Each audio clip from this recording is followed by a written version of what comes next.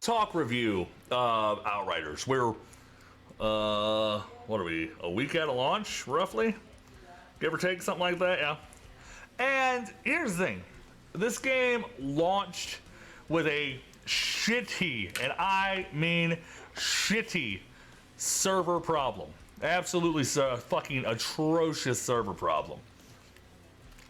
But a couple of things of note. And I'm gonna break all of this down here, because like I said, I want to do this review live and in living color. And feel free, if you've made it further than I have, Ryan, Brian, any of y'all that want to chime in on this review, I'll read your comments live on air. That'll be the fun part of this. This game is fucking beautiful. I pre-ordered this game. This is actually the first game I've pre-ordered since The Last of Us 2. And oh damn, shit got real. And the thing of it was, like, I was worried when the servers took a shit, and then I remembered games like Destiny, games like God, where's somebody, like a lot of these server games like this have problems day one. Especially when you take a game or a company like People Can Fly and essentially give them a AAA title, which is what this was. If you're not familiar, People Can Fly also did the game Bulletstorm, which I did not know until the other day. Kind of cool. And they never really had to do a server-based game like this. So the idea that they had problems not only doesn't surprise me, but is literally the least surprising thing about this entire launch.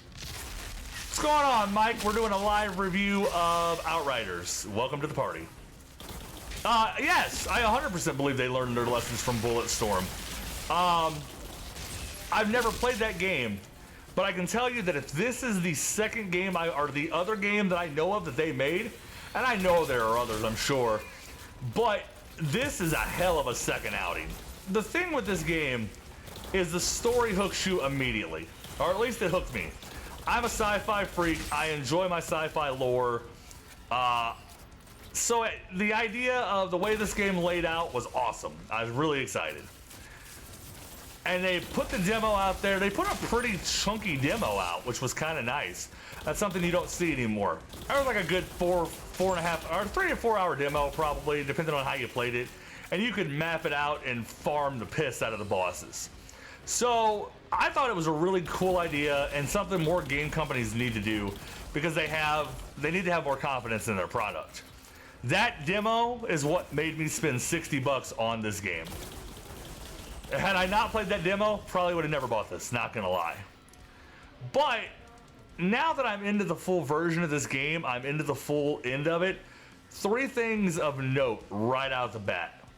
These motherfuckers made a brilliant looter shooter game.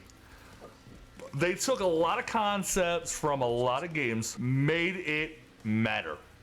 Games like Destiny, games like Diablo, games like Warframe, those kinds of looter shooter RNG games that have a niche audience, but if they're done well, can be AAA titles, is really what they took from a lot of various games. I didn't know when I first started this game there was a crafting system. I'm not surprised, but did not realize there was a crafting system in this game. And the beauty of that is that the crafting system is completely unique in and of itself, which is really kind of cool. They didn't have to reinvent the wheel, but they did reinvent it enough to make them different. And that's what you don't see anymore. So let me explain how the crafting system works for this game, because it's actually really cool. You can break down any piece of gear. Your weapons and stuff. Your weapons and stuff have mods. The fact is, like, the crafting system, going back here just a little bit, allows you to break apart any weapon you have. Ow, bitch.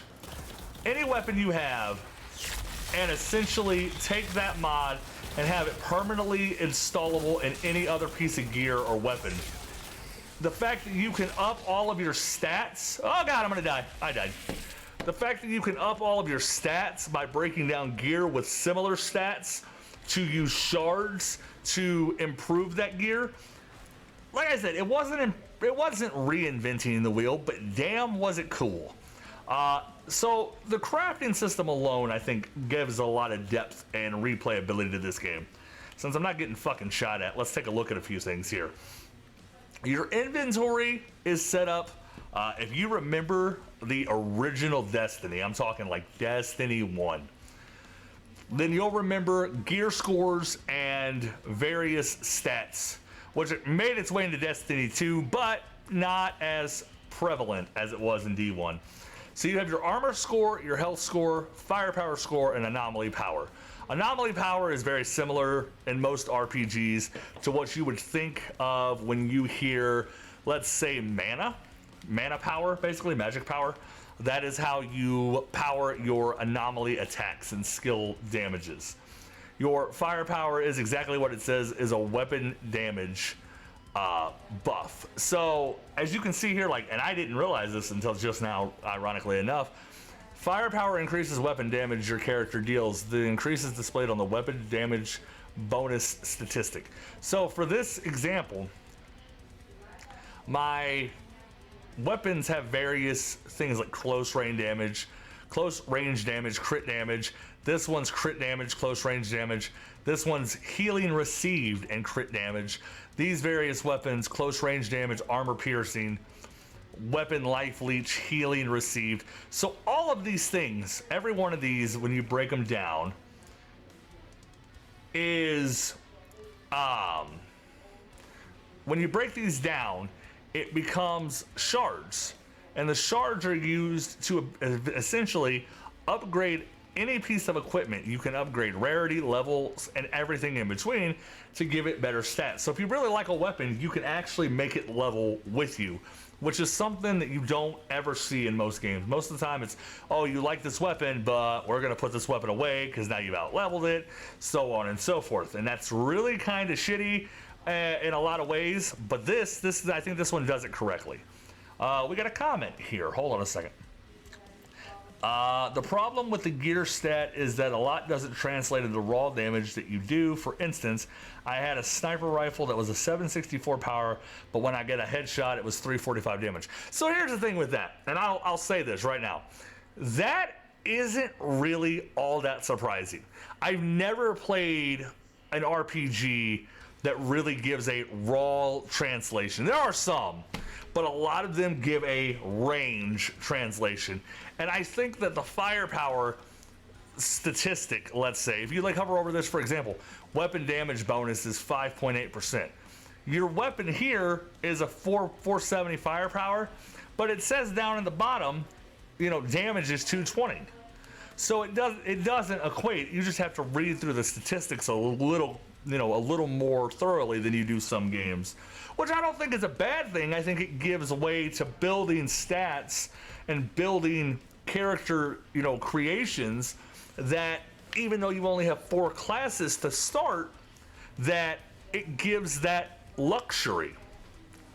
While we're in this art of RPG, they also give you a skills tree for each class. There are 4 classes. There is the Devastator, the Technomancer, and my brain just went full fucking stupid because I don't remember the other 2. I should. I have not actually played with them yet, I'll be honest. I don't have that kind of time to try to max all this shit out because I really wanted to play with the story. You unlock various skills at each class. What's really cool, check this shit out. So Impale right now is my ultimate, right? I can swap these out and make Impale, Trickster and Pyromancer, that's it. I said Technomancer. So I can put Trimmer there and put Impale there if I really want to. So whichever way you're comfortable with the hot buttons, that's the easiest way you can map it to your skill set, which is really, really cool the way that it's done. That's actually a really cool idea. I like doing live reviews. I should do more of these. These are fun. I have comments. I wish the mods that you unlock were unlocked for all characters, but unfortunately it doesn't. So I'm not surprised by that either. I didn't know that, but it doesn't shock me because there are character specific mods, especially in the gear. So the idea that you have gear for Pyromancer and they have specific damage types that don't apply to the Devastator and vice versa. So while I do think it would have been a cool idea to have the gear weapon mods carry, the idea that the actual gear and armor mods doesn't shock me. Another comment here, but it has the same problem Destiny did, where you have stupid high power levels but your damage still feels mediocre. And that's a valid complaint. I get that because at the end of the day, when you look at it on paper, it looks fucking killer. It's one of those things that on paper you're like, fuck, I can shoot stupid fucking amazing. Well, hindsight is you can't. I think it's one of those WoW. Be honest, I think this is one of those things they stole from WoW. Because once you get to a certain point, gear level is what matters. Destiny, Jesus fucking Christ. Sorry.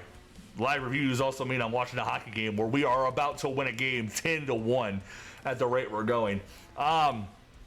So, like, I think they stole that from WoW, which is fine because WoW, that means you have that in-game grind. They want you to go further up, which is I'm okay with personally.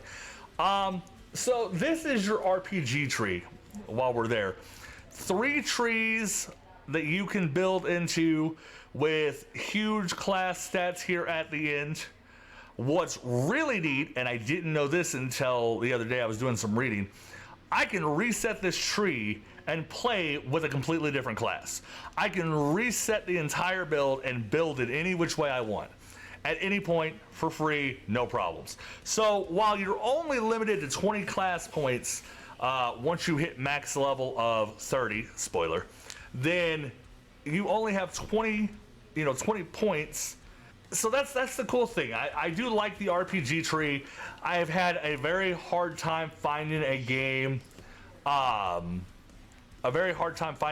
where the RPG tree and the shooter element of a game line up.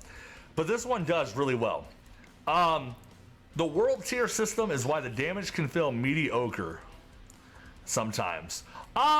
Yeah, no, he is absolutely right. The world tier system is 100% a why that your damage feels mediocre. Because even though, for example, right now on paper my gear is fucking awesome. You know, the world tiers are going to change that. You're fucking me up, Ryan. I'm trying to do a goddamn live review of Outriders, and you're talking about boxing, and they started playing hockey. And I pictured, like, 2 really out-of-shape dudes just starting to play hockey. Now, here's another thing I think is cool. The accolade screen. This is all cosmetic. Don't mean dick for the game. But gives you an excuse to play through and unlock everything. So that's really a neat concept that they added in here that I'm a big fan of. Your customization menu is another thing that's really deep, and I expect them to add more. There's another comment I mentioned. Oh, the gear system. So that may be true, Mike. That may be very true. The gear system as a whole is something I don't see often.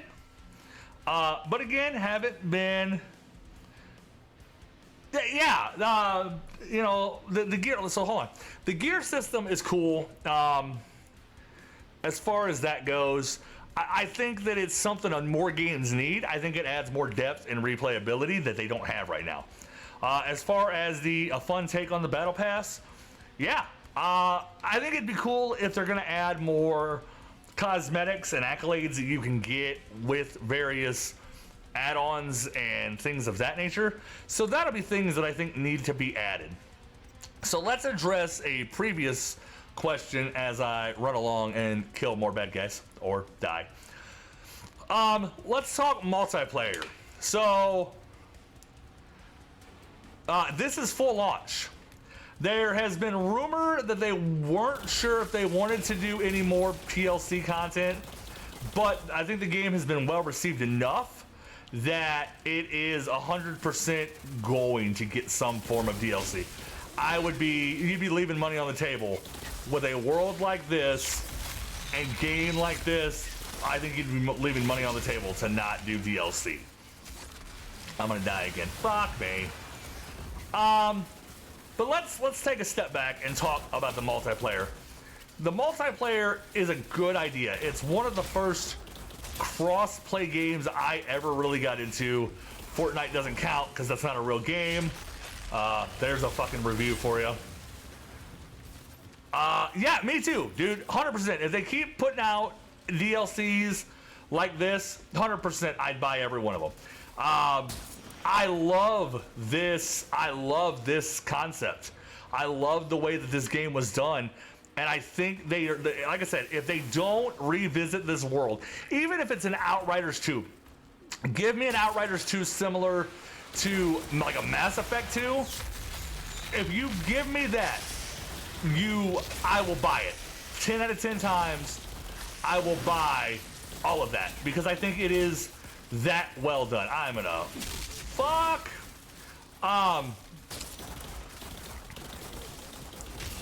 So that's, you know, all of those things are good, but there is one thing I think is really lacking, and I might get a little flack for this one. I don't know. We'll see. I'm really sad there's not a PvP element to this game. I think this game has the right. No. Oh boy. Hold what thought? The fact that I'll buy it or that I think it's well done? Oh boy. And got me all scared and shit now. No, I think it's missing. They do a little bit, and that's a fair assessment. The enemies get real samey. That's a Ryan Carmack ism. I enjoy it. I will use it. I get it, and I think to some extent it makes sense in the world, especially with the way that they played this story out. It's not, I don't think it's the same for the sake of being the same. I think it's the same for the sake of a story that make them the same, if that makes any sense. And I'm not defending that particular instance. Well, you're not getting royalties from me, get fucked. I think that it's instant, you know, for what it started out as. I think it's a great idea. Let me kill a bunch of these motherfuckers. Oh, okay, the DLC sequel is potentially huge. Okay, one of the things that they noted too was that they were talking about, you know, they didn't want a games as a service, and I can respect that. But if you want to give me a continuous game, dude, fucking right, 100% down for that. So I just kind of glanced over the clock here. I want to put a few final touches on a couple of things I do think this game is missing. PvP was one of those. I think the PvP element will make its way in once they get the servers and everything cleared out. I really do. I'll be shocked if it doesn't in some form. Oh, fuck me. That's a firebomb. Your mom's a hoe. But ultimately, I think that's really my only complaint is the server issues so far. I am 15-ish hours into this game. But see, I don't agree with that. Like, this game is fuck me, I died again. Far easier to pick up and play. You don't have to put in a bunch of shit, but give us more story. That's what I'm getting into. You don't have to reinvent the wheel every time. Warframe does it, and I don't think it's necessary. I think that this game has everything that it needs. Give me more stories. Give me more loot. Give me more guns. Give me that, and I'm happy. Give me a 15-hour campaign, you know, DLC for 20 bucks. I'm sold. Give me... That's a fair assessment. It is 1/100th the size of the Warframe verse, which, you know, Oh God, yes. That's the thing. I think this game's new player friendliness is much, much better. So I don't think you have that problem. But give me content. Like I said, if you give me content, I will buy that shit day one. I will stream that shit day one. I'm sold.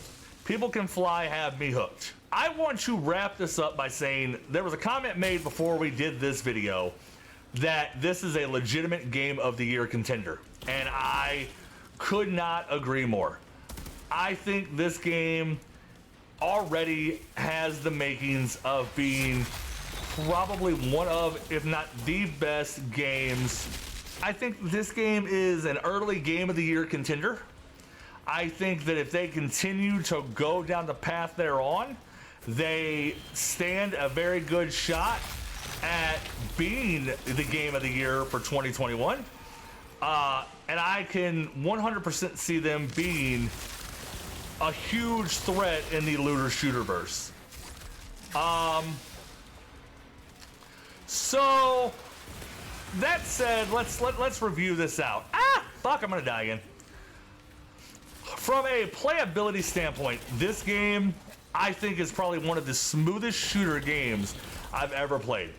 I 100% am giving this for playability 10 out of 10 straight, no doubt. I also, from a cosmetic standpoint, I'm going 9.5 for one reason, only one reason. There are a few weird fucking things like this as an example of the way the blood like coagulates on the walls.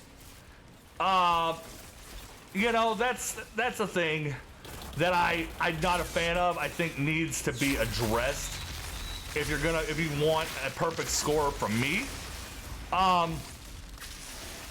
Oh fuck, that guy got real hard. And then from a story, dude, this story hooked me from the word go. So story right now, I'm going 9.5 just because I think that this game has a fantastic story, but I've not finished it.